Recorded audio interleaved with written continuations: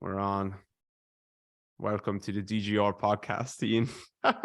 Yeah, thanks for having me. I feel like this is my moment. Like I'm going on Joe Rogan. I'm like a nervous comedian ready for my big breakthrough. Joe Rogan, but no one listens. So no, man. Hey, I'm listening. I honestly have listened to every single episode. So this is really cool for me because even though I've been on a lot of great podcasts and I love a lot of the hosts that have hosted me, like this is the first one that I've actually listened to every episode. So it's great, honestly. That's good. I'm happy. It's always weird. The podcast is a weird one because you don't, as you know, like with social media and stuff, you get a bit much quicker feedback. You can see likes coming in, you can see comments, you kind of just know when something's going to hit. Now, you're not always right, but like with the podcast, so a solo podcast especially, I just like click record, start talking for an hour and then hang up and I walk away and I'm like, I have no idea if I said anything valuable or not. So it's just a weird thing. Yeah, they're good, man. They're good. I think it does exactly what you've described it as, is like that extra layer of building trust, kind of like the in-depth story vibe on Instagram in a way. Yeah. And I think it really serves that role. Plus, like one of the things that I would give you credit for throughout my career is, you know, being the type of person that isn't like, oh, I created this, I did all this. You obviously created a lot of things, but also like being open about who you learn from. Because like I've went through so much of, you know, O'Sullivan stuff, right? He was the go-to therapist. He was one of your boys. I've slouched as many ways as you possibly can. You know what I mean? I did Gary Ward stuff because of you. So like, and then to come back to you after doing all that stuff was really cool. So I think the podcast does that. Like some of the people that you've had on, I like didn't even know about. I mean, I hate this. It would have happened anyway, but dude, McKinnis, Watson, like plus Pios, I don't know, man. I think you had his Joe Rogan moment. I feel like as soon as he was on your podcast, I saw everybody else that's in my little niche talking about him, which is cool and well worth it too, man. I've learned a lot from him too, so it's really cool to see. 100%. That's a perfect example of. I think he was just hitting a wave at that time, and it's a perfect. I part of my thing with the podcast, and I really did mean this, and like I had to like make this kind of vow with myself with the podcast was I want to make sure that yes, it will be good for my business. I know that yes, I'll be able to connect with people, but like I want to help highlight good people that I think are good people. I really do, and it's not you see like Sam Bankman-Fried, have you been following that FTX thing? A little bit, where he was pretending that he like just wanted to do all good and he didn't care about anything. It turns out he was frauding absolutely everyone. But like it's not that. It's I know like I'll get it back as well, but it's important for me to highlight good people. I think it is important. And I also am at a stage where I'm very confident with our work. Yeah. So that's why like I can give credit. I actually try and over credit people for things that some people that I credit for things I very much disagree with a lot of the things that they're saying, but they maybe spark something in me. But I encourage people to go and learn from them and stuff, and it helps you understand how you got to where you got to, you know. So yeah. Absolutely. You go to a course. I 100% agree. I've definitely seen that with you. I think a lot of the people that you send them to, they just end up back with you anyway, because you're the one who showed it to them. Like once I finished Gary's stuff, I was like, all right, great. Now let David reteach it to me and I'll really get it, you know?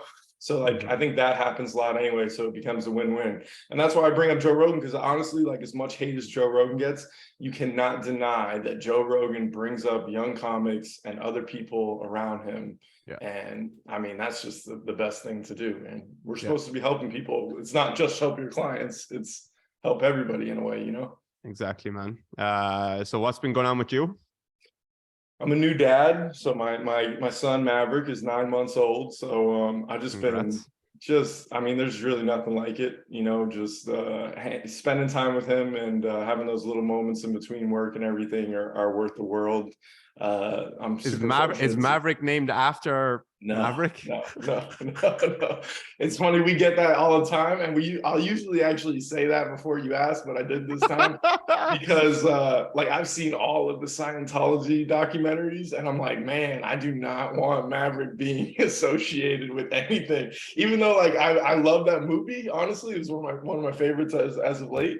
No, he's definitely not. It would be more of like a Maverick Carter, who's like LeBron's businessman, if we had to pick someone. But honestly, we just love the name. And it means like fiercely independent. So like he's pretty much that at this point, honestly. So yeah, being with him has been huge for me lately. Start workshops, I'm excited for that. You know, just like getting over COVID in a way. I really went from being so much online to being in person now, and I've had a lot of moments where I've been like, oh, this is why I actually love my job, because I'm here with this person in person doing this. And on the contrary, man, you know, a lot of the stuff in your podcast where you talk about content creation has been super helpful for me, because I got to tell you, David, I absolutely hate it at this point. And having you kind of challenge us as the listeners and just be like, just do it once away, and then to see you blowing up from your formula, it's like, man, I got to do this. And I like did it for a few weeks, and I was like, never mind. I'd rather just be with my kid right now. I have a couple of questions. Or you know what I'll do is I'll find myself with my client, and I'm like literally filming them while I'm training them. And I'm like, you know what? Like, I wish I could just put my phone away and just like be with them and like ask them about their day or cue them a little extra, instead of like having to be the content creator. But you know, it's a blessing to be what we do either way. When you see a video of my client that I'm filming as I'm coaching, it's always for their homework. Yeah. So I'm coaching them, I'm talking them through. A lot of the time it's on their phone, or I'm just airdropping it to it straight afterwards or something like that. And I'm saying, these are the 6 cues, and they just do it at home. And then I just take a clip. And that's always what I've done. Always. Because I always knew they had to see themselves, not always see themselves, but a lot of the time see what they're doing so they can try and copy it at home. So I want to ask you more about that. When you say like, because I would consider you like the content guy, the OG content guy. So what do you mean when you say like my strategy? Like what did you take from that? Well, I'd like that you weren't already doing, because I wouldn't see you doing anything different. Well, I mean, I'll go 5 days without posting, and my stories will just be like the 3 memes that me and my girl have sent back to each other that made us laugh really hard, you know? So like that'll be my story for days. And my brother, who's my business partner, will hit me and be like, so you gonna post today? And the other thing that I love about your strategy, so a few things, but one of them would be, and I resonate with this because this is me too, you don't sell stuff or get buy-in or provide value by you doing something, which I think is super underrated and hard to do. Because especially like 2 years ago, like my health started deteriorating. So I went from being like the shirtless trainer in New York City to being like the smart guy that's showing his clients, you know, and that was a tough transition. So that's something that I really like. And that's something that's a little bit harder to do, but I think has a lot of value in it. And it also just shows your product even better, because, you know, not anybody, but you can get in shape yourself, but that doesn't mean that you're going to help a lot of people. There's a lot of influencers out there that can't help people for shit. But the real thing that really struck me was just the mindset, just the way that you talked about it, where it was like, listen, I had this moment where I had this transformation where I was just like, I am a content creator. Like, I'm not, you know, like dicking around about it. Oh, I'm this who does this also. Like, I am a content creator. I'm taking responsibility for it.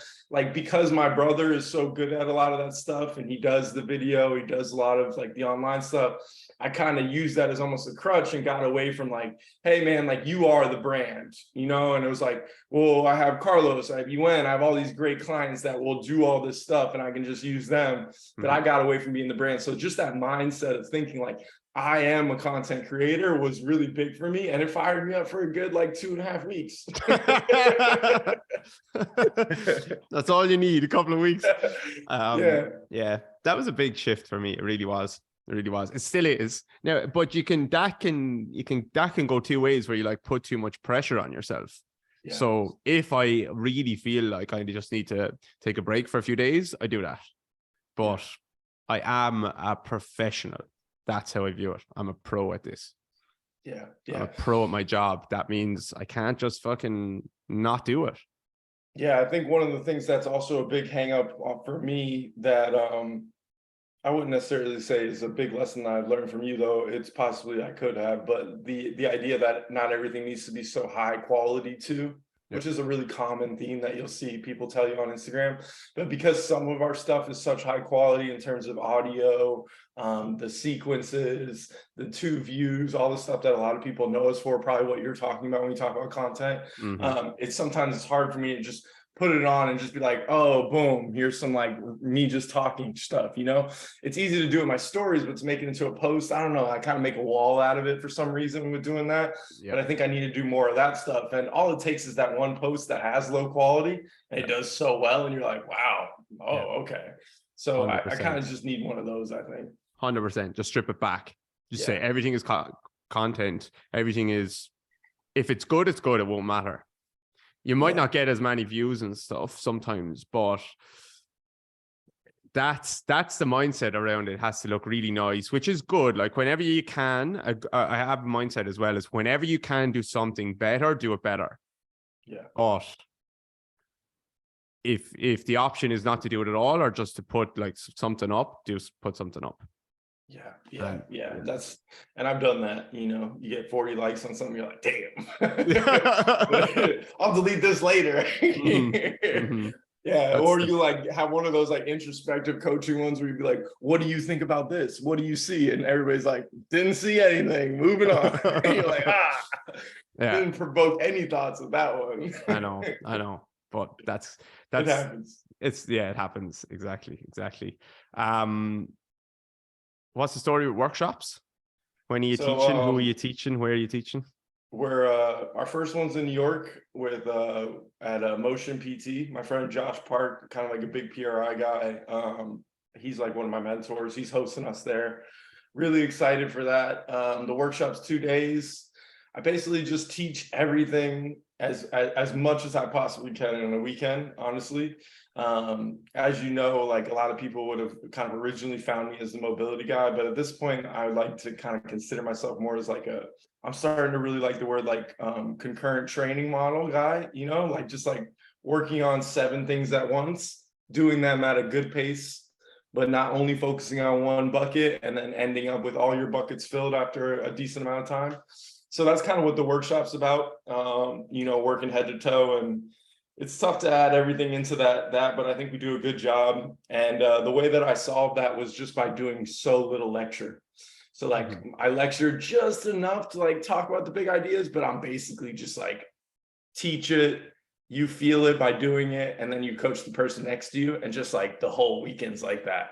And then we have a class the second day, kind of like a mobility class. That'll take some people through some breathing, some of the non-conventional things that you think about mobility, maybe like the compression expansion model type stuff, rolling, things like that.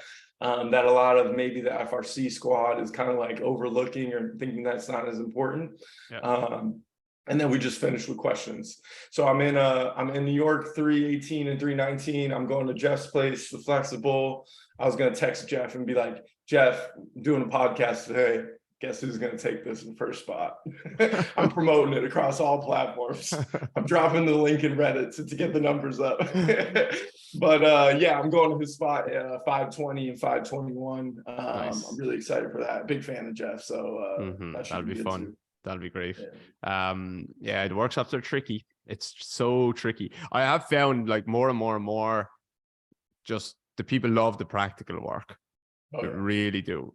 A girl said, like a really smart physio said to me, we just did a workshop analysis place the other day, and she said at the end of the workshop, she was like, I'm so happy, like that was so good, loved it. I was so scared that it was going to be information overload. And that hit me, because I was like, I'm aware that I don't want to make it that, but, and I hope people would realize that it wouldn't be that, but that was still a concern for her. So yeah, you learn you learn practically, don't you? And then the theory makes sense when you feel it, I think. You do, but I honestly, one of the things I tell a lot of my students, especially my online course students, is like, listen, like if you're not overwhelmed, are you even being like pushed? You know what I mean? Like you need to be lost. Like when I learned really well, Like when I left FRC, when I did Gary's stuff, when I first started learning from you, when I went through all these people, when you listen, bro, the first time you pull up a Bill Hartman video, you tell me that you're not a little bit lost. Like, come on. But that's what pushes you to go a little bit deeper, as long as you're someone who's going to make it. You know what I mean? Like, oh, I got a little confused. So what? Keep going. Yeah.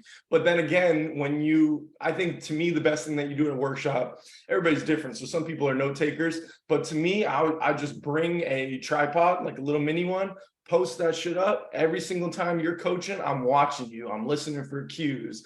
I'm coaching the person. You might even, and then when you leave, after you've done all the practical stuff, you have that video on your phone. You're on the train, you're on the plane, you're at home if the location was close to you, and you're going through those. That's how I used to go through, Chipper stuff for FR and just like, that's when you kind of get everything. And then come Monday, I honestly think that workshops are really almost 90% about Monday, because that feeling that you get after you've learned the foam roller bridge, you learned a knee bend, and you also like blew your mind learning how to actually lengthen your glute in a hinge, right? So like those are the people leaving your workshop, right? They go on Monday, those people are so excited to get back to work. And a lot of those people have been so stale for so long, like even if their client's not ready for it, they're like, yeah, we'll do the single leg bridge on Monday. I'm ready. Yeah. You know what I mean? So like that feeling is worth the price of admission alone. And I know you say this all the time, but like just getting that one cue or that one exercise that you service 100 people with over the next 3 years makes that workshop cheap, honestly. Yeah, exactly. It really does. It really does. And the people who don't have a long-term view with learning, they just don't make it. They just do not make it because they feel like, I just get confused. Like you take your first PRI course, you feel confused. The automatic thing is like, I'm not going to use this shit. Like, I'm not going to use this Monday with a client. Or you might try a breathing drill and it doesn't work or something. And you've been it. And actually, you're just not there yet. You're not ready yet. You need to have something to chew on. I don't think you should leave 100% confused or anything like that.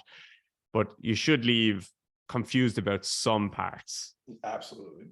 Which I think is important. And I try to limit that. Rua had an amazing line for what you were just talking about, where it's like, he said that he went to his clients and he was like, hey, I'll train you for free because I'm straight up being honest with you. I'm not perfect at this.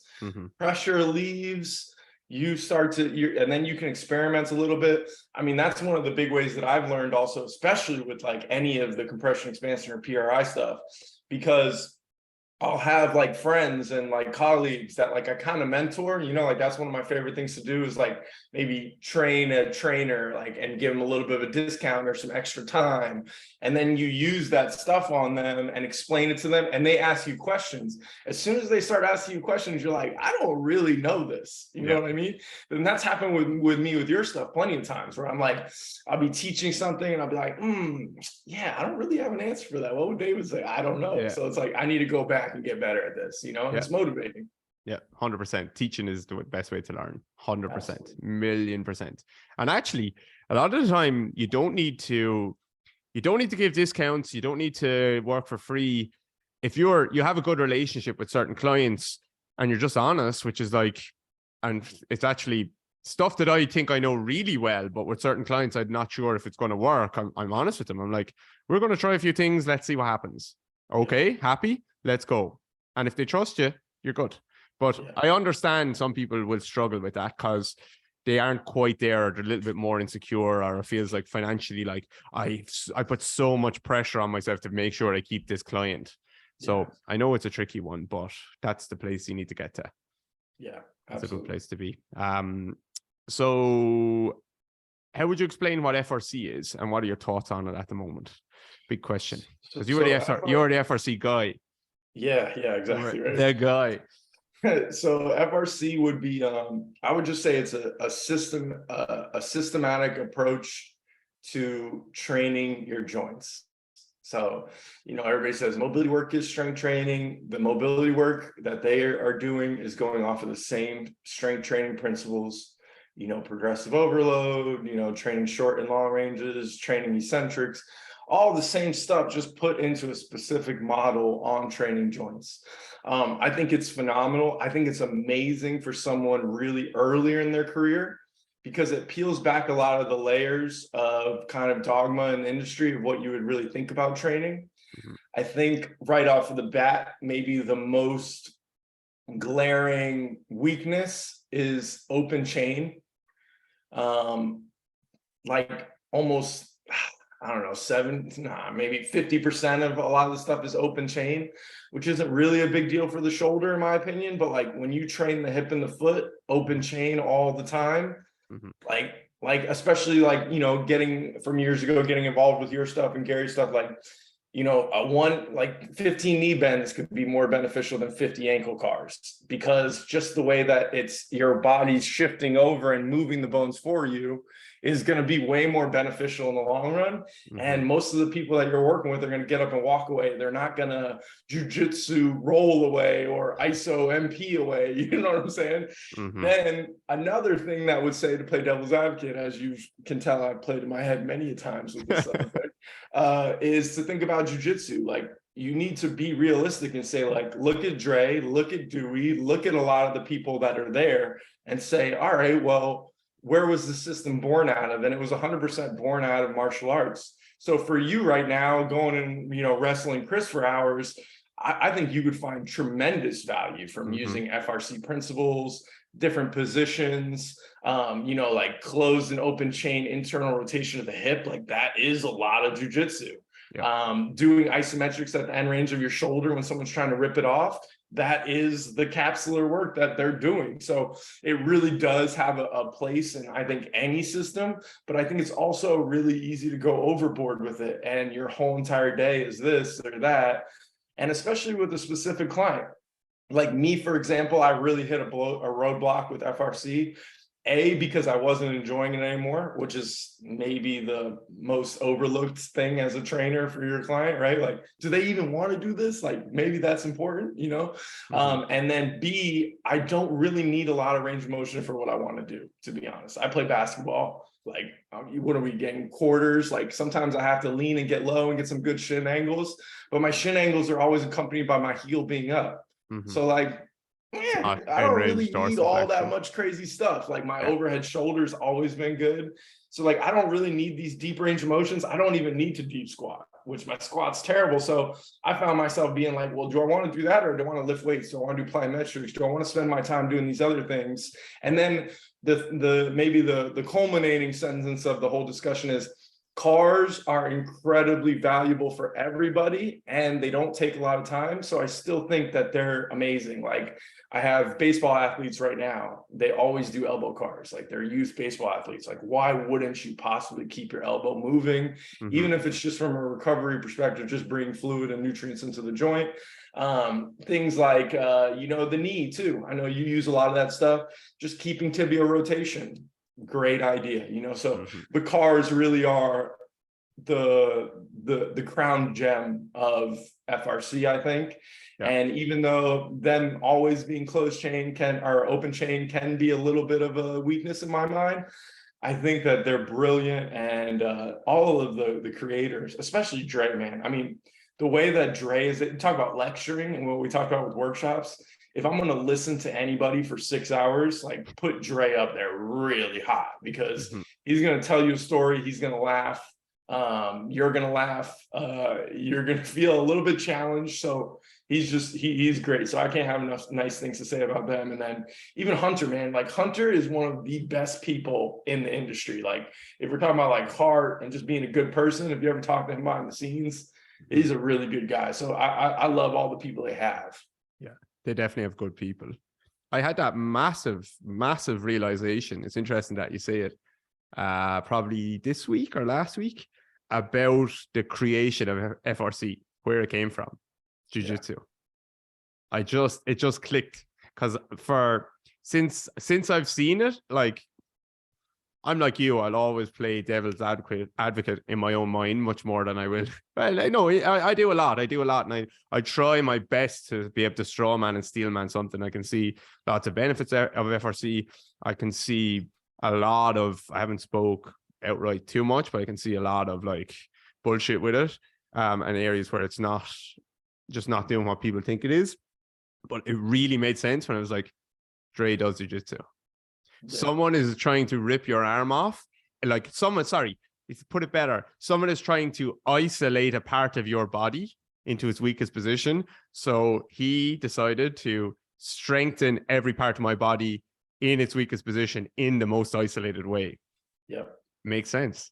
Yeah. And with systematic progressions too. Yeah. Makes a ton of sense. They definitely go too far. Like, for example, like an isometric movement path. That's like, those slow movements where you're like going from squat to 90-90 and back. Like, honestly, like outside of like Instagram and maybe like the end of a Kinstretch class, like I just don't see the time there. Like, I'd much rather just do a split squat or something. I think you get way more out of that. Mm-hmm. The other thing about, FRC is like, and jiu-jitsu is like one of my first times watching jiu-jitsu, which I'm never going to be a jiu-jitsu guy. Like I said, like think about what's farthest from basketball, jiu-jitsu, right? Like I was the friend growing up that was like, my friends would be like, let's wrestle. I'd be like, let's box, like, so like, I appreciate it. I respect it. And I love that people love it, but like, it's never going to be my thing. But one of the things that blew my mind is watching a really good jiu-jitsu match and how like everybody just goes and they both just flop on their backs. And like, here we are, like talking about the gate cycle a million times when these dudes just plop on their butt, like, doesn't even matter anymore. And that's where, like, as a trainer, you got to realize context is so important above anything, because like training that jiu-jitsu person and training me are just like totally two different ball games. Mm-hmm. Mm-hmm. I saw them Even if they walk home. In Sydney, I was there every day for 2 weeks, pretty much. And that's what I really was like. And sometimes there'd be like sessions on beforehand, and I was like sitting on the mat watching. I just saw their narrow little pelvises, like externally rotated, counter rotated sacrums, and like tons of femoral ER. I was like, oh fuck, I'm never going to be good at jiu-jitsu. And I kind of asked Chris a question around mobility for jiu-jitsu. Just like, how important is it? And I know the answer already, because he's not that mobile and lots of them aren't that mobile. And he just said, like, your game just develops around your own strengths and weaknesses, which is every other sport. I know that answer already.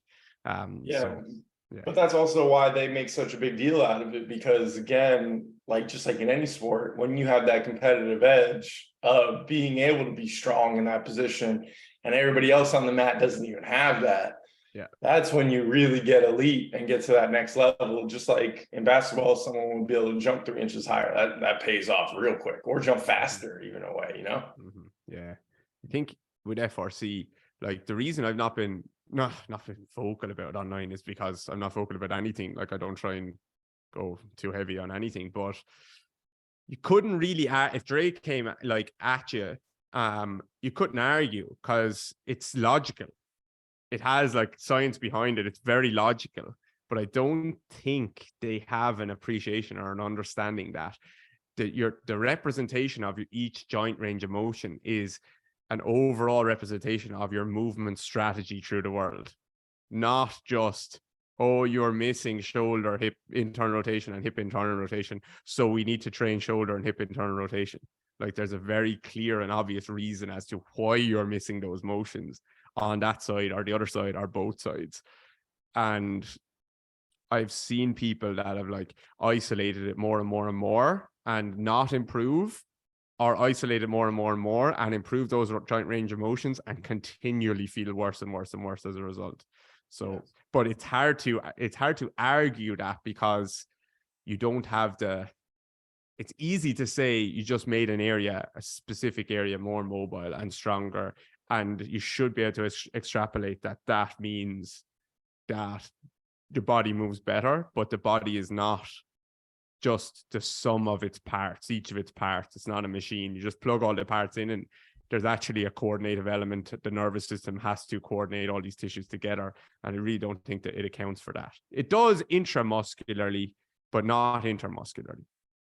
Yeah, they're definitely the masters of isolation, and I think that they admit and refer to the idea of putting it all together, but And I think, what was it, either Fowler or you or both you guys talked about this a little bit, the idea of like self-organization and like as if it's just going to happen for you. Like that's not how it works either. There has to be some middle ground of, yeah, you have this available range of motion on a table or in the 90-90, but you're not just all of a sudden going to have like a great crossover or like be able to juke someone on the rugby field. You know what I mean? So like, I think they talk about it, but they don't present how to put it together. And that was the first thing that got me away from them and got to me like, all right, well, I have all these isolations. Like, where do I put them together? And that's when you have to go back to gait and you have to go back to breathing. And that's where you find yourself in all those different, rabbit holes of the compression expansion, PRI,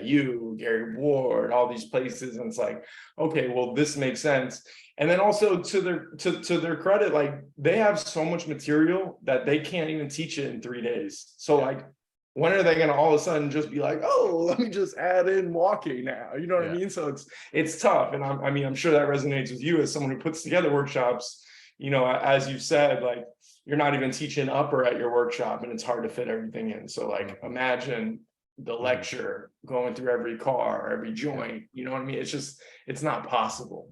Yeah, 100%.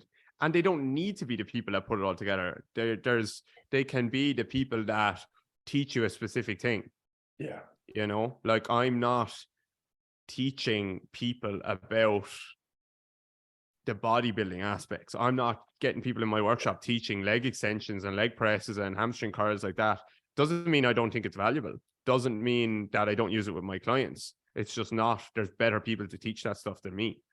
So I do appreciate that. And I think you don't have to have, like, each teacher doesn't have to have every single thing figured out for you to learn the things from them that they do have figured out.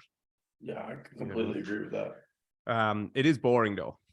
Yeah, I mean, it's tough. You can get into like a little bit of a meditative practice, but like it's tough. Although, man, it's once you get over the hurdle of learning it, like something like a cars practice, it's so powerful though. Like, oh man, it really is. Like just 5 a day, every single joint, it's going to solve a lot of issues, to be honest, especially at first. Yeah. Like how many of these people, like we talk about, that like just don't know how to bend their knee, and then you just have them bend their knee with intent 5 times every day, maybe even 10, 5 at night. Like over time, it really does help a lot. Yeah, big time. Big time. It would help faster if they're relaxed though.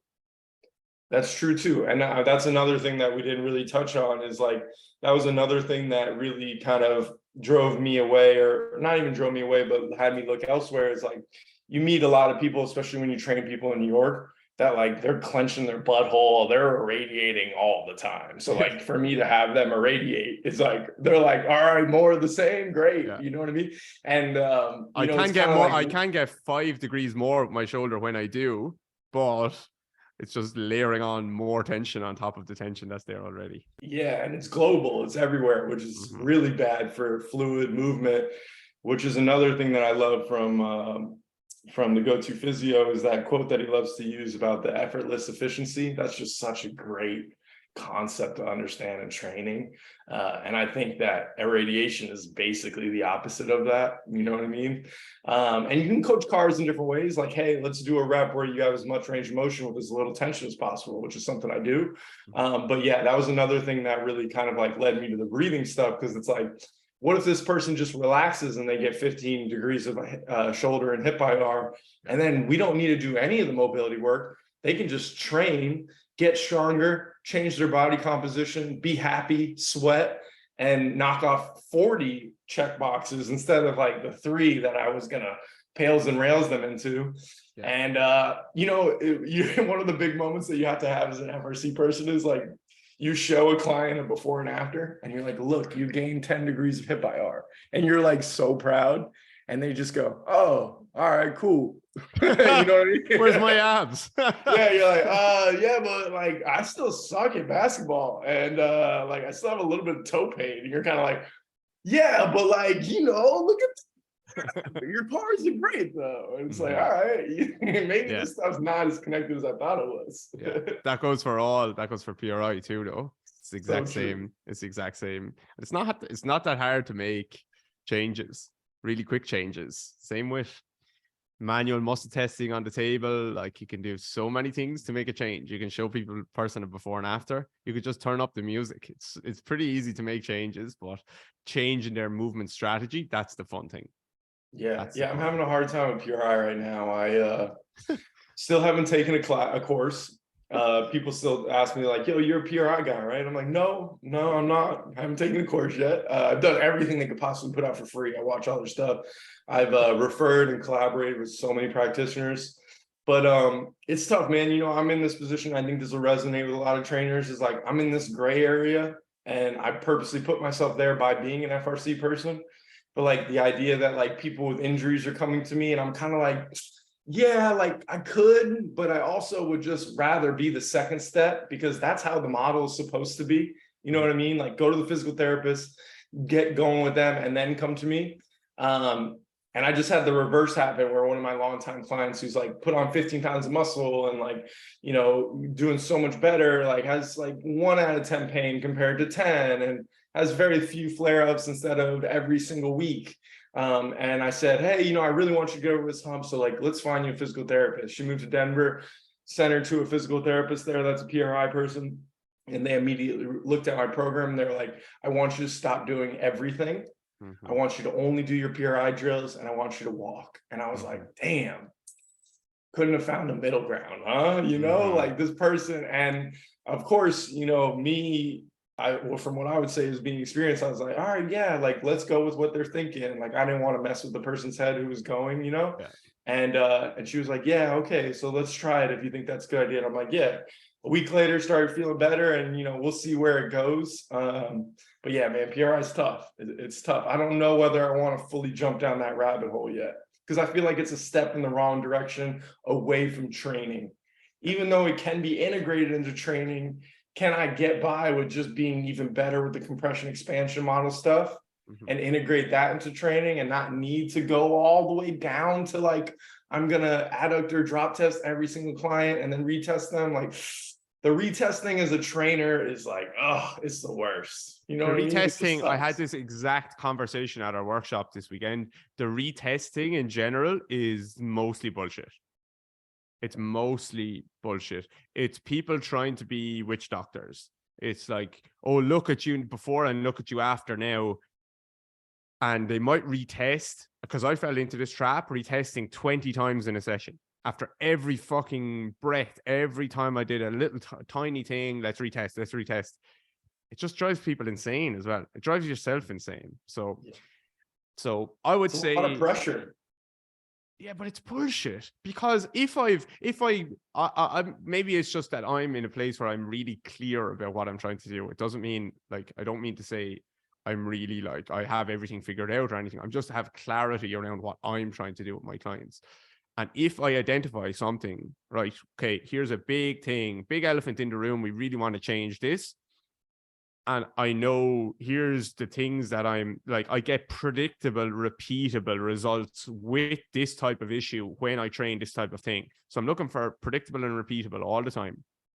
And I've really stripped away all my work down to the things that are just predictable and repeatable to help my clients.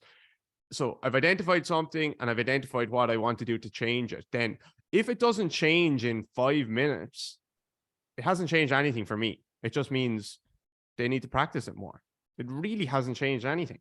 So it just means they're not doing it well enough. I'm not coaching it well enough. They need more practice. They need a slightly different variation, but I don't need to know if it's changed straight away.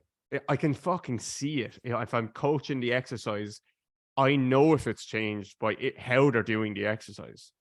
Yeah, it's tough, man. It's tough. And the tucking is like, oh, I can't do it. It drives me nuts. Like, it's just like every single thing is like a tuck. And then when you ask someone who's tucking and everything they do, you're like, why do you tuck in everything you do? They're like, well, I don't really cue that. It's not really happening. And I'm like, I'm looking at it. Like you said, I can fucking see it. Like, you are tucked. Like, your shit is flat. Everything is rounded, whether it's a push-up, whether it's this. And then it's like all based off of gait. But then you see anyone fast, and they have a lumbar spine that is not flat and it's extended. You know what I mean? It's like, it's very hard to It's just the best sentence for PRI is it's not training. And then once you realize that, and then you get to the conclusion where I'm at or the crossover I'm at, I'm like, but I'm a trainer. So do I really want to go 10 steps back into the sensory land when I can just keep getting better at the training stuff, But you're falling into the trap there now of like you're saying with your client, like, could we not have found a middle ground? Yeah. It's your job to find a middle ground. So more knowledge is never a problem. Yeah. You can learn it, more knowledge, and take what you want from it. I'm not saying you should or you have to, but there could be a little thing in there somewhere that you could hear, and it could change how you coach. Yeah, for me, the middle ground though is the DGR interactive. Oh, drop that little plug there. And for me is also, the Bill Hartmans, the Alex Effers, like going through that stuff and having it be like, instead of putting this person on the ground necessarily, I know they're standing PRI stuff, but like, how can I manipulate the constraints of the split squat that might give me the same option, have them sweat and get a little bit of a glute and quad pump while they're doing it? Yeah. Instead of let's go all the way back, retest you, test you, you got to find this, you got to, you know what I mean? It's like that. I think that's my middle ground that I've gotten to so far. I think that's a good middle ground. I don't think you would need to go into the PRI stuff. Yeah, I really don't. If I did, I would do it in person too. And man, can you think about it? I know you're not in America, but like, if there's anywhere where I'm like, oh, I can't wait to not go there, it's where they have their stuff. You know what I mean? Like, I know nothing about America. So. It's not the best city. It's not like where you want to go. Like basically every single city you've been, like it'd be like going to Winnipeg, which like the people Winnipeg people are awesome, but like it's not where you want to go in Canada at the same time. You know what I mean? We changed from Winnipeg to Vancouver. Oh, did you? What happened? You could not enough people? No, because we weren't supposed to be going to like months and months and months away. So someone else really wanted us to go to Vancouver, and I just wasn't sure if it was going to be the right place. Yeah. So the host in Winnipeg is the best. Like he's the best host I've ever had, Ben. Oh my God. Like he was the dream host. And the people there were really awesome too. We got like 13 or something like that. So it wasn't like huge, but like it was okay. But I mean, Winnipeg sucks, dude. It's cold as hell. Dark.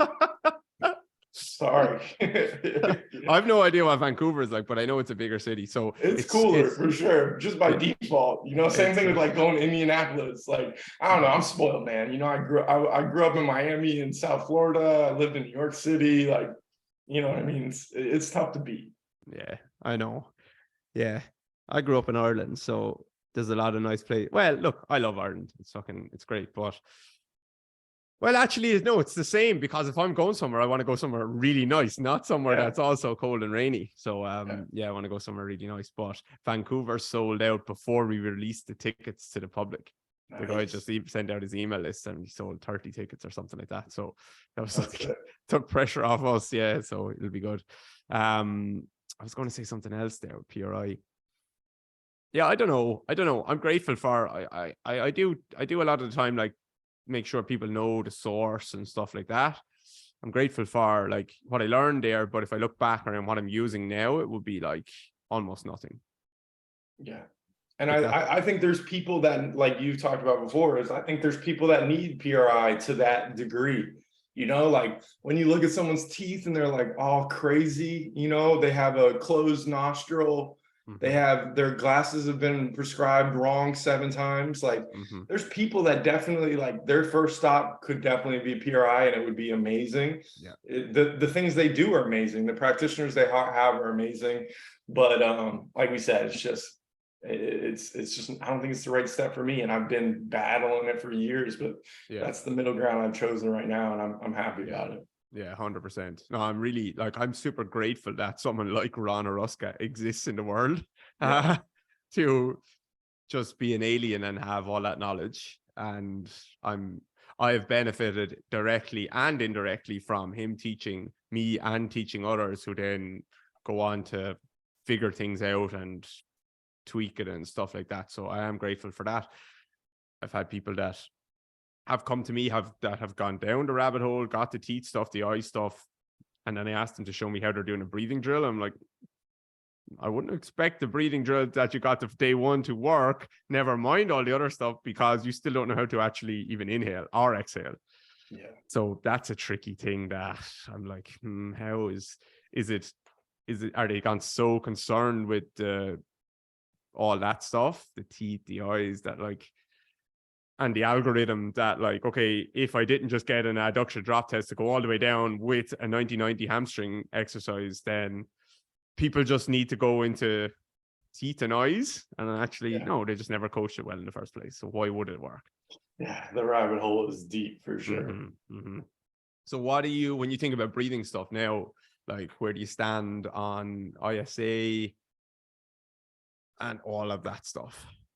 I use it. I definitely think I honestly think that almost anybody could benefit from being sidelined though, which I think is something that a lot of people would kind of like get lost in the ISA stuff.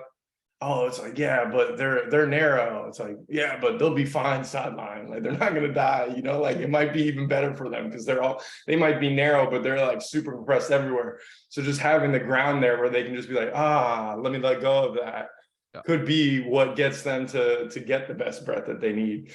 So I think it's really useful. I don't go crazy with it, that's for sure. And one of the things that I'm finding, I kind of went really deep into it. You know, I did a lot of, I worked with Alex Effer a lot, who I love. And I really got very deep into like, okay, instead of giving someone cars, instead of giving someone general breath work or a few different exercises, let's give them the most specific 3 exercises that we can give them based off of their assessment. And I would call it like secret sauce. So you might be doing a split squat with your right arm forward, right foot, and then you're doing a side lying exercise with your left side down, and then you have an arm bar variation that's super specific with the towel here, blah, blah, blah. All the different like level 11 constraints that you can think of. And I found progress with that, but I also found that like it can be a little bit overwhelming. And it can be just more stuff that's harder to implement. So if you're not there in person, it might be better to get that person to just breathe with 3 cues face up and just compromise and have a towel roll under their neck so they don't tuck their chin. And then like that person might make more progress off of that than they did with this super specific stuff that they're doing at like 65%. And then 20 minutes of your session is, well, why am I doing this? Well, why is that? Which is always a good sign, but it's also can be like, all right, well, you know, you need to breathe face up, just do more of that. And then I can watch you do it instead of like answering all these questions. So it gets a little murky there with some of that stuff. So I've kind of done that with some people. I'm still secret sauce in some people that I feel need it. But like I have a very general, very like, we're going to go face up. You're going to do some sideline stuff. You're going to do face down. Almost like how you would think about, for everybody listening, like how you would kind of think about lower body basics with the pelvis, right? You're going to do foam roller knee rolls face up. You're going to do them on your side. And then eventually you're going to go ahead and do them from quadruped and tap your knee on the ground. So within those 3 easy exercises, even though they're not easy for most people at first, you end up hitting every single little corner of those hips sliding past each other. So I kind of use that approach towards breathing. Like it doesn't need to be this specific area or that. I might give them a cue to kind of influence that. But if someone can just take a relaxed inhale as long as they can without overdoing it, and then exhale as long as they can with a pause, a lot of stuff is going to clean up with just the basics of that. And that's what I try to tell my students, because like it can be super overwhelming when you first learn about like the compression expansion constraints and all that, especially if you end up with Bill like first. It's a dark road. I'm with you. I'm definitely with you. I think when you go into that stuff, I've been super specific with the drills and always with the breathing stuff. It has to be in this position with this type of reach. It works, but it doesn't work because it's always trying to pull people back from a compressed state. Okay, I think you're always like the people who seem to have to do that work always have to do that work. And it's because they don't have the skills of movement learning how to compress in the right areas. So they always compress. They always have to flare their ribs. They always have to do lower back extension, like more and more and more, thoracic extension, to create, basically to compress, to help them push into the floor. So once we get the ribs moving, the ISA moving, make it dynamic, then we just need to teach people how to push into the floor, which means transition through the gait cycle and actually teach the gait cycle. And I just find that people stop flaring their ribs all the time, stop locking up their ISA all the time. It just keeps moving. So that's where I'm at with it. It's just about the breathing stuff is to get to the stage where we can, it's like hands-on. It's just to get to the stage where we can teach movement skills. Yeah. Get them and standing up as soon as you possible. don't learn them on the floor. Yeah, exactly. They got to get up. They got to feel weight bearing. You know, you can do 1 million on the floor drills for hip IR, but until that person truly feels what their midfoot actually feels like who cares? They're going to lose it right away. Exactly. 100%. Couldn't agree more. Exactly. They're going to find it from somewhere else. And then you have to do, which is usually extension of the spine everywhere. And then you're going to have to go back to breathing drills, try and take that away because you never taught them what mid stance was. And then they're going to end up at one of our workshops and do one hip hinge and fall over. Exactly. So exactly. So people need to, that's why I just have the workshop I have is like, I talk about, here's the intro. And then it's just like skill-based approach. That's it. That's the first slide, skill-based approach. And it's like, what skills? Here's the skills we're going to teach people. And then I say like, okay, let's talk about breathing for like 15 minutes so I can get that out of the way so we can teach the skills. And that's how I work with people as well. Same thing. So, and I always try and project into the future. You ask me in 2 years' time, probably you in 2 years' time, will you be gone more in that direction or more back into the special sauce stuff? Bet you've gone away more from the special sauce stuff. I 100% agree. And I already feel that. That's why I'm kind of already doing it, you know? And it's so complicated. It's so complicated. And it's so general too. I think that's one of the other problems that I have with it is like, if you were to take the 5 biggest compression expansion model people and go and get their last 20 posts, and you would just look at like every exercise improves hip IR and ER, like just every single one. Like, I get it. What happened to the arc? Like, I thought one specific position or this, if you look long enough, you're like, so just like everything improves hip rotation. Like, okay, you're like, all right. Like, I know it's more than that, but like, it kind of looks like that. It's like, well, what if I just do a car? You know, like, does that work? Yeah. So it's tough. You're right. But a lot of these people don't have hip IR or ER. Yeah. You know, so why if it improved it so well? And now I'm not a model of, I say that I put up like I've had a lot of injuries. Like I obviously have had a lot of issues, but like if you're going to keep saying this exercise improves this over and over again, then it improves it, but it doesn't actually help it improve for long. I think even more accurate, it might give it to me, but show me the exercise that's going to keep it, because that's the one that I want. Exactly. And what that ends up being is strength training and just doing it really well. Yeah. You know, and like whether it's an optimal lat pull down or learning how to hip hinge, you know, like there's a million ways to do that. And those are the things that I care most about right now. Mm-hmm. Yeah, exactly. It's a skill. You can take that skill with you forever. That skill then keeps you moving your hip rather than move your hip. Like use the breath to try and give you the range. You stand up, you don't use it. It's gone. Next day, same thing. Next day, same thing for infinity. That's why it's really important to follow the Jake Torres of the world and all that. You know, it's like an equalizer in the niche. Like you do hypertrophy clusters one time, you're like, oh, all right, maybe a lot of this other stuff doesn't matter. Like I'm feeling pretty good. That's why he's a fucking legend. He is. I'm a big fan of him for sure. He's a legend. It just goes and you know his posts where it's like A1 squat, A2 dunk. Like, and he puts that up like 3 times a week, and I'm just like, yes, every time. It's fucking brilliant. Well, he knows who his avatar is so brilliantly, you know, like there's no way around it. You know, he wants to help. You want to get jacked, you want to be able to jump, and you've had knee pain, like simple, Like there's really no one else to go to unless you're really further back. You ask him, he'll say, go see David first and then see me anyway. And like, that's a beautiful thing, you know, like I wish there was more of that in the industry, you know? Yeah. He's nailed the business side of things. He's fucking nailed it. And most of those people, you want to get jacked, you want to dunk, and most of those people will end up with knee pain. Yeah. That's also true. Yeah. Or they come in with knee pain, they get rid of the knee pain, and then they want to get jacked and dunk. So it's just perfect. It couldn't be better. I'm actually, sometimes I find myself like jealous in a positive way, where I'm like, I wish it was that clear for me. Yeah, me too. Absolutely. Yeah, especially with me, dude. I got like 7 different things that I can do. So it's like, which one do I really want to focus on? My brother and I go back and forth on it all the time. And it's like, and then you spread that problem out over 3 years, and it's just like, boom, like how I told you about when you first started the interactive, like just for my biggest advice is like, think about organization early because it'll pay off in the end. Yeah. Because when I started the EVM, it was like, yeah, I was organized, but like 3 years in, you're like, man, like people are like, where do I go? There's so much stuff. It's like, just fucking start anywhere. God damn it. Yeah, I know.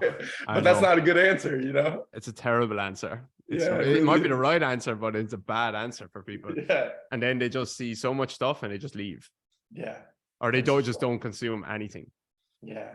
Yeah, no, it's tough. And that's why I think, you know, working in person and creating things that are a little bit more simple, like what you've done. I mean, I think obviously there's a million reasons why all of your programs are successful, but I think the biggest one is the simplicity of them.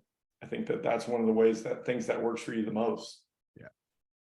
Simple. Like when I meet someone who's like injured and I'm like, they're like my friend or something. So like I'm in this situation where I'm not going to charge them full price, but I also don't want to have them like hit me up all the time and I have to really deal with them, you know, like a cousin or something, like at the like I'm like, yeah, oh, do you know David Grey? They're like, the Scottish guy? I'm like, no, the Irish guy. Here, do lower body basics. I'll like send the link and be like, just hit him up. And then you know you're gonna end up with Kira anyway, but like she'll answer your question too. So you're good. And like then that person comes back and they're like, yo, I love him. He was great. I did it. I was feeling so much better. That hamstring bridge was terrible. I'm like, yeah, great. All right, cool. Like, see you next Thanksgiving. Let's talk about something else. You know what I mean? Like, it's just such a perfect thing for that, because if I send them something with me, it's like, even though it's not that crazy, they'll still just be like, oh, well, do I do this? And they ask all these questions to me, yeah, you know? It opens up questions. So that really works like that. Mm-hmm. Yeah, it's still same as you. Like it could be just, everything could be more clear. Yeah. But that's easy to say, but it's hard to solve that problem. It is. It's really hard, and it takes time, and it also takes the conversations to get there. To be honest, like that's the driving factor. You have to have the people get confused and ask you and be like sometimes when someone asks me something, I'm like, how did you even like have this thought? Like, how did that come up? You know, it's like you're blown away. You're like it literally says start here, and someone will hit you up and be like, hey, so like I just didn't know what class to take first, and you're like, how can I make this more clear? So then we'll like make the letters bigger. So it's just like, start here. It's like, all right, how did you miss that? You know what I mean? Yeah. It's crazy. Yeah. You have to take responsibility for that. Always. Because we went through a stage where like people would be emailing us about the programs and stuff. And like, there is parts of them that aren't clear, and it's actually done on purpose because I want people to feel free to explore with it and do like as much or as little as they want type of thing and blah, blah, blah. But like we went through a phase where people would be emailing us saying like, oh, should it be this or this? Or just different questions all the time. Or actually they never bought something in the first place. Someone sends a stupid email. Like it says this on the website and like it's fucking clearly laid out. Like the answer to your question is right there in front of you. And I had to say to Kira, okay, never again are we calling a person an idiot who emails us. It's our fault that they're even asking that question. And even if we think it's clear, for some reason, it hasn't been clear for them. Yeah. So it does help to take responsibility for that. Yeah, my brother does a really good job at challenging me, and then like going in and refining what I write, and then I go back and refine it, and then I put it in there. And then I think to play devil's advocate, I think that there's people that just straight up the answer's right under them and they just don't scroll and they're idiots. No, I'm just kidding. I'm just kidding. We love you guys, but just keep scrolling. If there's a Q&A at the bottom of the page, maybe read it before you think about, because there's only 10 questions that you could ask. And if you're going to ask the 11th, I'm happy to answer it, I know. Look, there is same with client stuff frustrates me where people are saying like it's the same people all the time saying my clients will never do their homework. My clients, like, I can't get the right type of clients in, blah, blah, blah. I'm like, at some stage you have to start to look at yourself and think, what the fuck am I saying to my clients? They're just not. It's not just your clients are the only people ever that are unsure or don't love doing their homework. It's fucking most people, but for some reason, other people can convince their clients to do it. Yeah, well, those are the same people that are giving their clients 7 days a week, an hour and a half with a morning mobility routine. The secret sauce has 17 things that they need to do. It's just like, maybe that person, and that's where the communication is so big and the one-on-one stuff. I think that was another big thing that happened over the pandemic. A lot of coaches stopped working in person and just kind of went online. And you see that in a lot of like the rants on Instagram, I think, where you're kind of like reading something, you're like, this person hasn't worked with someone in person in a really long time. You know what I mean? It's like this great thought process, but like, have you ever been like, what was the last time you were in the trenches with someone? Because that is not how you would think about this if you were, which is good and bad because it challenges you when you're in the trenches, but sometimes that's a little bit obvious for me. And that's why I've really been just enjoying being one-on-one with people and like really making a change with my, like right there, like, cause I feel like we both did the online thing really well, like we made it work. We did really well with like making it work and, doing the recordings and seeing them and things like that. But like, man, it's so much better in person. There's no way around it. It's better. Definitely. It's definitely better. But for a lot of people, it's not better because they don't have access to anyone good in person. Yeah. So that's why online is so great. Yeah, that's true. So much you can learn. And that's the question that came up my first webinar that I did, that online clients webinar. You probably weren't around then, but I was like assessing, attracting and treating online clients or something like that when COVID first hit the first month, and we had 77 therapists online, or no, 300 online at €77 each. Sorry, that's where the 77. So, but everyone was asking like, how do I? It's not going to be as good as in person. So I was like, is it fucking better than what your clients are getting, which I heard are sitting at home?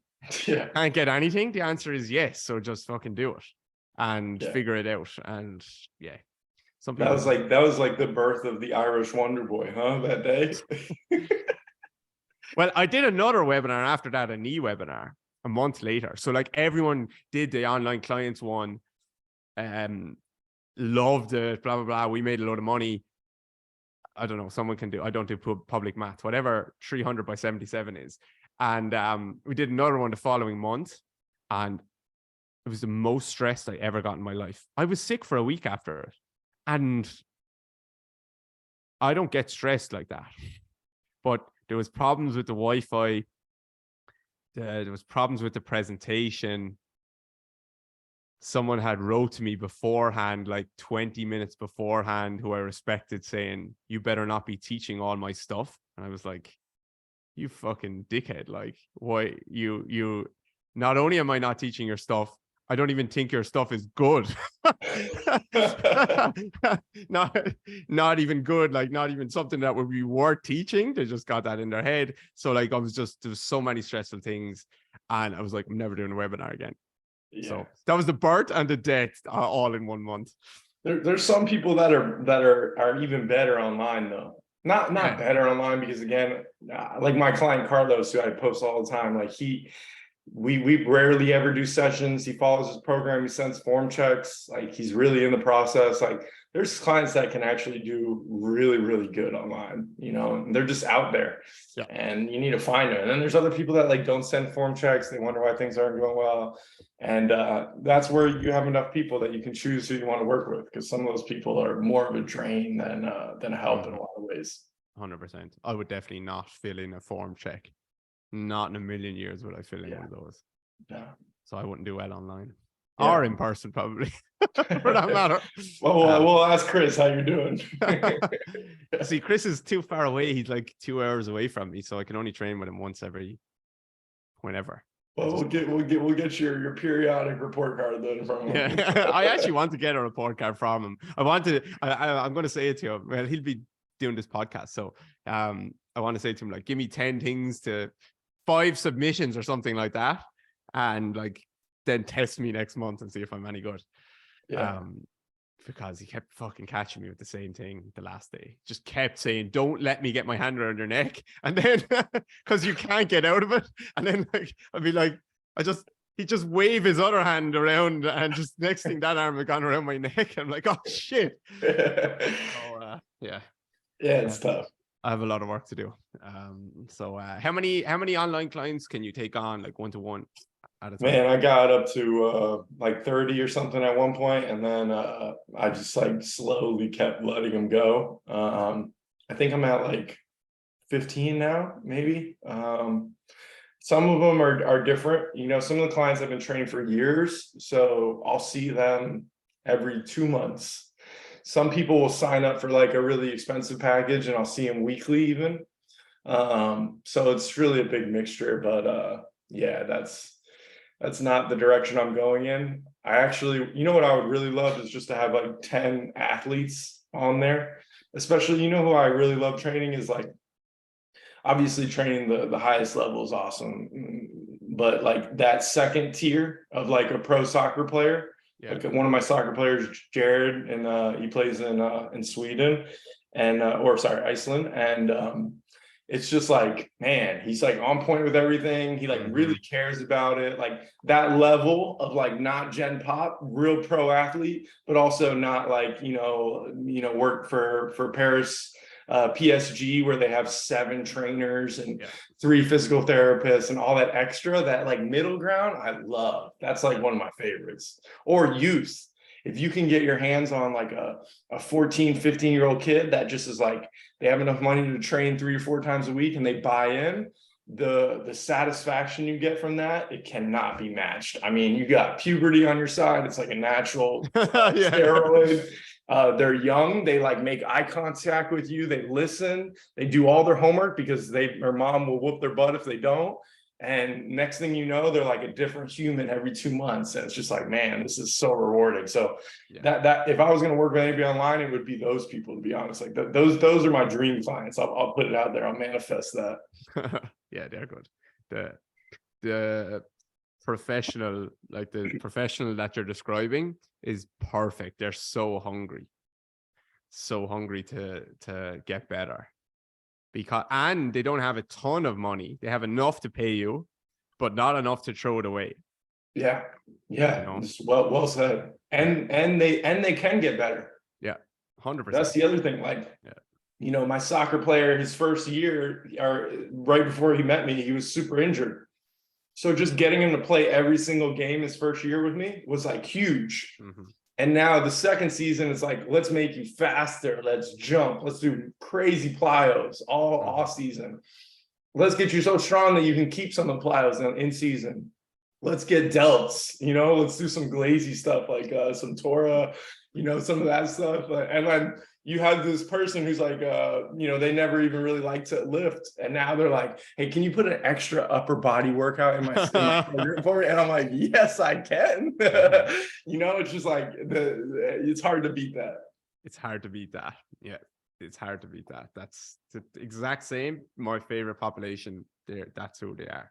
And actually, you get a ton of those in Ireland because Gaelic football and hurling, they're amateur, but they train basically like professionals. And they the good ones, like these will be the guys that are at the very top of the game, but they're not getting paid, or they're getting sponsored, like they get a free car and they're getting good job and stuff like that. They will do a lot of good work. They really will. I just sent you one the other day. He's probably like just withering away in your DMs, but actually, you know, it was really funny. I was like, this is what you do. Okay, so I was like, this is the best guy in Ireland. He's like an injured, I think he's a Gaelic football player.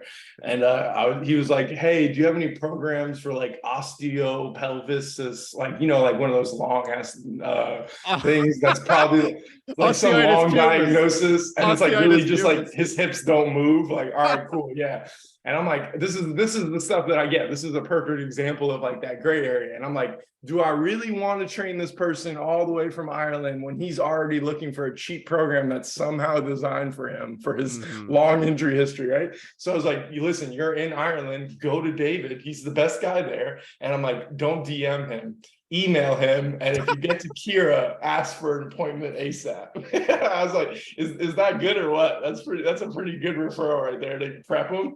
Yeah, how to get through. It's so Kira, me and Chris did a live video of him beating me up the other day, and Kira opened her phone and she could see the Instagram live, and she commented, and she kept telling me about her comment. It was like I did enjoy it. She said, because Chris kept, like, every time I stood up, he kept whooping me again and again and again. And she said, Chris is like our email inbox.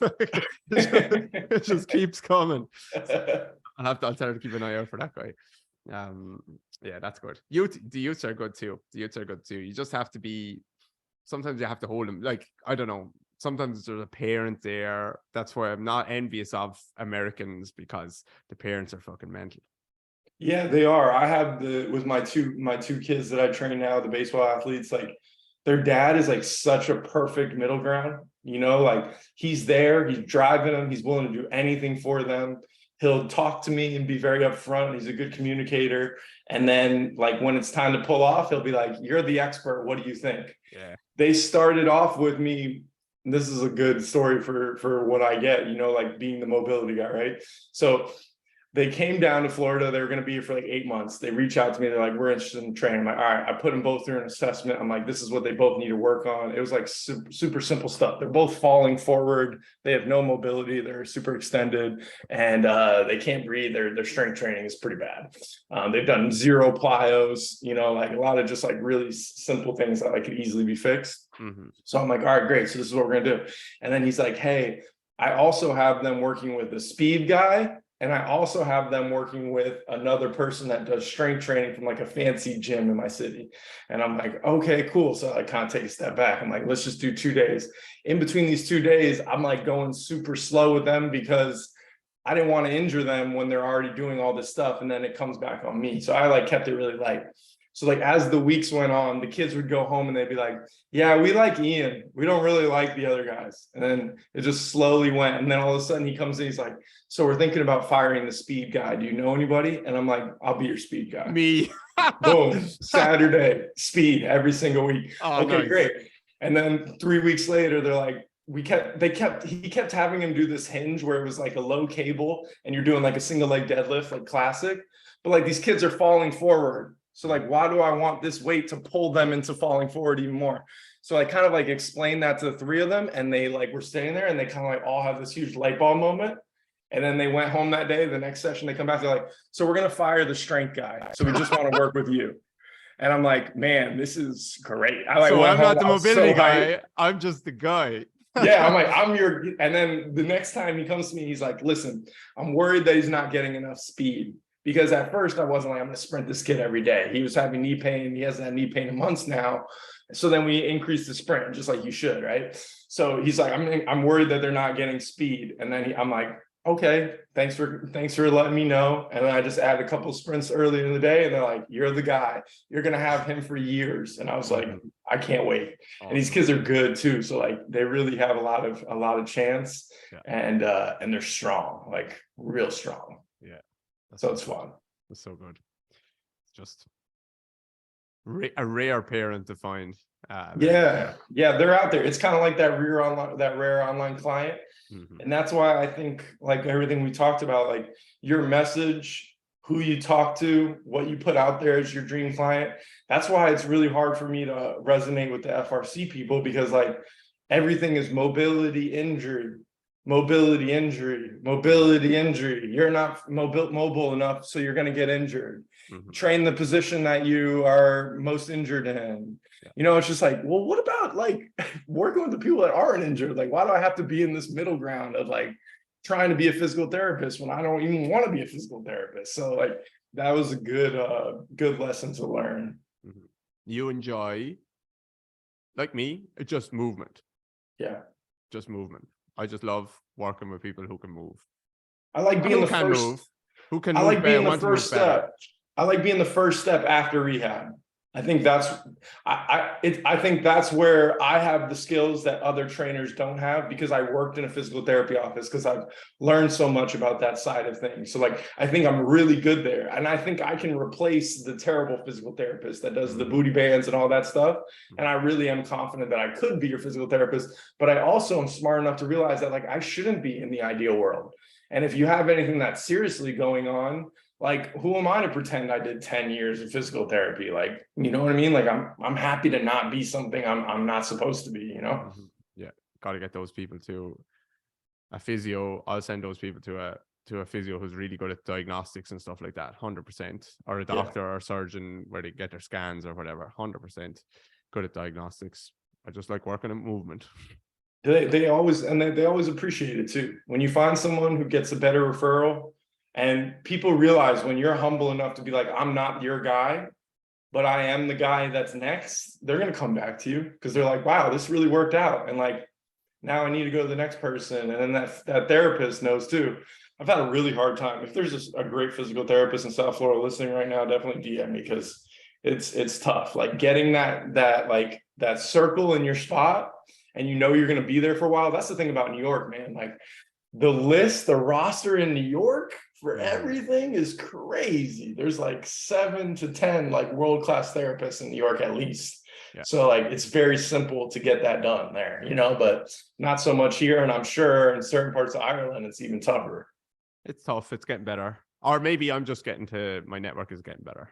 Yeah, well, you're pumping Ireland up with the DGR strategy, so pretty soon it's gonna. You're the Irish Wonder Boy. What do you expect? You know. Where did this Irish? Someone else fucking said that recently. That was on the. Amy Smith said it. Amy, yeah. I don't know where it came from. So now you're the second person to say that. So I need to bury that very quickly.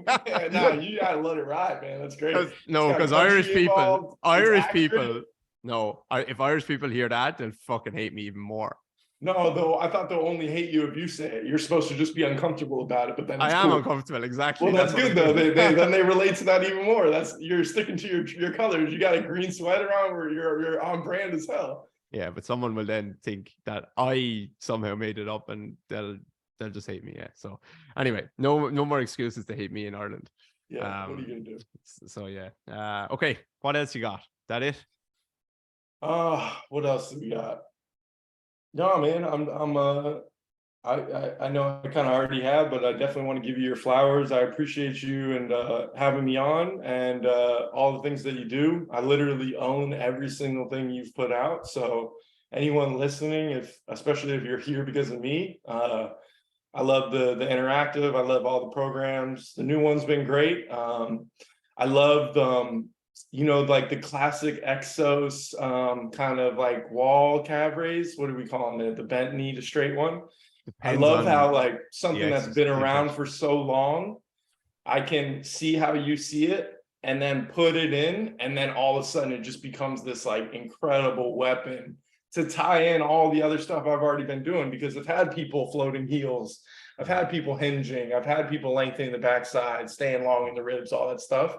And I've done hip lock stuff too. So then you find a move that's been around forever, and you just know how to like make it work and see all those little details like that. That's been cool. So that new program's great too. Thank you, man. Appreciate the plug. Yeah. That's just principles. Yeah. Just principles. You should be able to learn principles, and then you can see why anything could be good. Oh, you know what? I got a good question for you. Why did you put the WEC 45 turned out feet variation? Like, what's the thought process behind that? Is that just like a big F you to go to, or what? One turned out just for the boys. One turned out and everted in. No, when I like people to be narrower on their deadlifts than they usually are, firstly. So that's the first one. Because to lengthen the glute, because it's got adduction basically, or? Yeah, and I remember me like starting to learn hinging variations. I always stood too wide, even though I'm a narrower person. So I like people to be narrower, first of all. I wanted to give people a movement where they were doing a heavy-ish lift for higher reps. So I think I have like 3 sets of 15 in it or something like that. And I wanted the people to understand that you can be very, very strong without your heels off the floor. And you're just going to get delayed knee extension if you do that. So heels are off the floor, you're going to get delayed knee extension. So WEC teaches that, I think, with the heels touching together. I think, I'm not exactly sure, but I noticed when I started playing around with clients, their heels are touching together. And then as they start to come maybe slightly off the floor, the heels will start to come apart a little bit. So even if you cue like heels together, they'll kind of start to come apart a little bit. So it just also gives people, so all them people, sorry, I should be clear. When you put people narrow that don't have internal rotation, they can't get there. So you put them narrow and you put them into a little bit more ER, and now they can IR from there. So that's it. That's the explanation. Okay, that makes sense. Did you know that David Weck has more Instagram followers than you now? No, but I presume. That is crazy. I presume that he. And I'm super happy about both of them. I'm happy that you blew up, and I'm super happy that he blew up, because, like, you know what? That guy, as crazy as he is, and openly crazy, he's got some really, really good takes and really good thoughts. His stuff is way too drawn out, like 30 minutes for some stuff when there's like literally 2.5 minutes. I can't watch his comments are so funny, the way it's like this like diabolical storytelling vibe that he always goes with. But like, man, like before I even found you, I found him. And I remember being in Hawaii, and when he talked about head over foot and just lifting one foot and shifting over your weight, like, people still don't get that. And that is unbelievably powerful. Yeah. When you just realize everything I do has my head in the middle of my body, but as soon as I lift one foot, I shift over here. Where's that in my training? Like, that was good. And talking about relaxing stuff, dude, those ropes, yeah. I've got away from them. I need to get back on them, but man, that shit feels good. You do those ropes and sprint a little bit, that is a great vibe. 100%. Shoulder health, if you're talking shoulder health, swing ropes and swinging clubs and stuff, that is unbeatable. Yeah, He's been doing it. Yeah, he had some really weird stuff early on, or not even early on, but recently, like a year ago, like there's like this one time where he was doing like IG live from the bathtub and stuff, like David Weck is like my brother's worst nightmare. Like, if you were going to describe what would make my brother like go nuts as a brand, I would just be David Weck for a day. You know what I mean? Mm-hmm. He's like, why did you do the live? He wants me to have like lights perfect and a microphone, but I'm like really in the bathtub. Yeah. But that's, look at the people he attracts, like, they hate strength and conditioning. They fucking hate it because it didn't work for them, because they're narrows usually. That made them feel worse. They despise it. So like, he's their god and he can just do whatever he wants. So like, he's perfect at that. And it's when you like go to one of Gary Ward's courses, just like, it's just lateral flexion of the spine. Yeah. Frontal plane puts you over onto a leg, and how you can deny that or something is just insanity. Yeah, and the arms doubling down too is a really cool concept that I think, like, you think about like even people that, like, a lot of the people I love like a Derek Hansen, and you'll see his workshop and he has people sitting on the ground doing this, like doing the arm swings. Yeah. And it's just like, how are we still doing that? Especially when like you're like Pat Davidson's running guy, like his whole model is based off of shifting on one side, and then you're doing this drill that has none of that. it doesn't make sense. And then I love seeing David's, breakdowns of the videos and seeing how those arms go down and up. Yeah. And then once you start doing plyos and you see the people that suck at plyos and they look like Ricky Bobby with their hands and they just are like super stiff. They don't know what to do with them. And then you teach them how to get a little bit of that down. And it's like, wow, that made a big difference. So it's powerful stuff, man. Yeah, he has good stuff. He's one of the few people I think that can actually see movement. Yeah. That's what we spoke about before the recording started.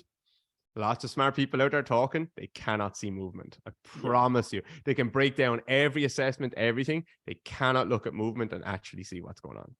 Yeah. And he can, for the most part. Really you need reps. You need reps, and you need reps across different populations. That's what's the real cheat code. Yeah. And that's why a city like New York City can't get better than that, man. You live in New York City, you're going to meet a lot of people, a lot of stressed out people, but a lot of different people too. Mm-hmm. New York is good. Okay, brother, what do you want to plug? Thank you very much for coming on. Yeah, absolutely. What do I want to plug? I want to plug my workshops. So we got New York City in 2 weeks, maybe a week after this comes out, or what do you got? Maybe 3 days after this comes out, maybe when we're there. This will probably be next Thursday. So okay, cool. So I'll probably be in New York like a week after this for the workshop. If you went to David's in Clearwater, same place with Jeff, I'm gonna be there at 5:20 for the weekend. And we're doing San Diego. We're looking for a London host. We talked about that. That's pretty tough to get. So workshops coming up. If you are a coach and you want to learn, we have an online course called Mobility Coach Plus. And if you're someone who wants to do like online classes and basically go through everything that we do, we have the Elite Video membership. So, and you can find me on IG, Ian Markow, IAN MARKOW. And then there's our business page is at Markow Training Systems. Awesome, man. So your homework now is going to be put up some messy Instagram posts. Yeah, I'm gonna have to. Not messy, or hopefully we'll just get clips and we can just give me a break so I can play with my son. We'll put up podcasts once, or we'll send it to Alex and have him chop it up. Yeah, I got you. I'll send you this video as well if you want. Yeah. Of course. So Legend Ian, I can't recommend you and your work enough. I think you're, again, a very good person. That's what's most important. And I think you do a great job with your coaching. So I really appreciate you coming on, hanging out. Always good to chat, and wish you the best. Appreciate it. Thank you. Thanks, brother.